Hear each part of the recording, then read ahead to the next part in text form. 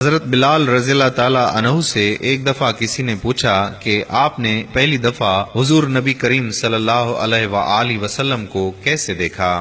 حضرت بلال رضی اللہ تعالی عنہ فرماتے ہیں کہ میں مکے کے لوگوں کو بہت ہی کم جانتا تھا، کیونکہ غلام تھا اور عرب میں غلاموں کے ساتھ انسانیت سوز سلوک عام تھا۔ ان کی استطاعت سے بڑھ کے ان سے کام لیا جاتا تھا، تو مجھے کبھی اتنا وقت ہی نہیں ملتا تھا کہ باہر نکل کے لوگوں سے ملوں، لہٰذا مجھے حضور پاک صلی اللہ علیہ وآلہ وسلم یا اسلام یا اس طرح کی کسی چیز کا قطعی علم نہ تھا۔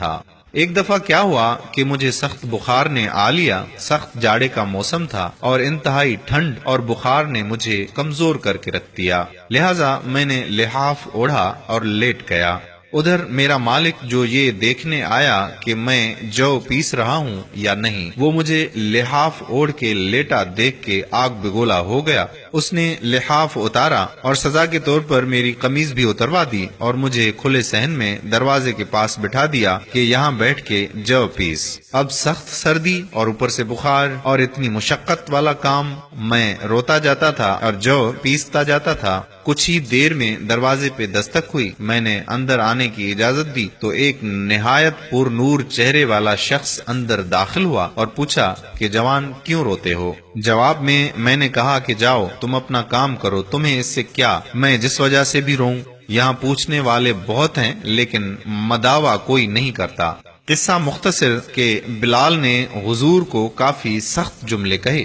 حضور صلی اللہ علیہ وآلہ وسلم یہ جملے سن کے چل پڑے۔ جب چل پڑے تو بلال نے کہا کہ بس، میں نے کہا تھا نا کہ پوچھتے سب ہیں، مداوا کوئی نہیں کرتا۔ حضور پاک صلی اللہ علیہ وآلہ وسلم یہ سن کر بھی چلتے رہے۔ بلال کہتے ہیں کہ دل میں جو ہلکی سی امید جاگی تھی کہ یہ شخص کوئی مدد کرے گا، وہ بھی گئی، لیکن بلال کو کیا معلوم کہ جس شخص سے اب اس کا واسطہ پڑا ہے وہ رحمت للعالمین ہے۔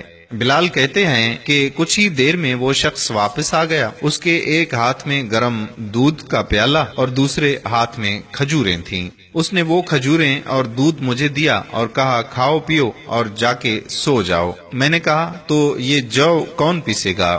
نہ پیسے تو مالک صبح بہت مارے گا۔ اس نے کہا تم سو جاؤ، یہ پسے ہوئے مجھ سے لے لینا۔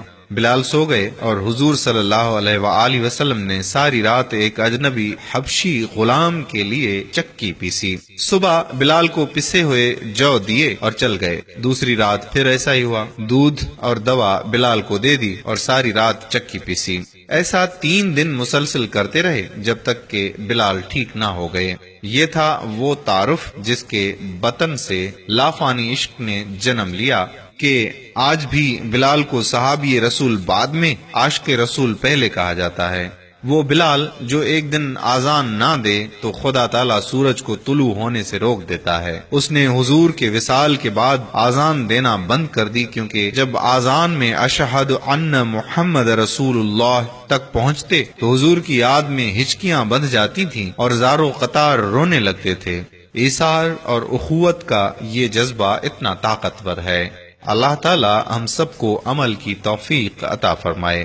دوستو، چلتے چلتے ہمیشہ کی طرح وہی ایک آخری بات عرض کرتا چلوں کہ اگر کبھی کوئی ویڈیو اچھی لگے تو تھوڑے سے مطالعے کے بعد مزید تھوڑی سی زحمت فرما کر اپنے دوستوں کے ساتھ بھی شیئر کر لیا کیجئے۔ یقین کیجئے کہ اس میں آپ کا بمشکل ایک لمحہ صرف ہوگا، لیکن ہو سکتا ہے کہ اس ایک لمحے کی اٹھائی ہوئی تکلیف سے آپ کی شیئر کردہ ویڈیو ہزاروں لوگوں کے لیے سبق آموز ثابت ہو۔ جزاک اللہ خیرہ۔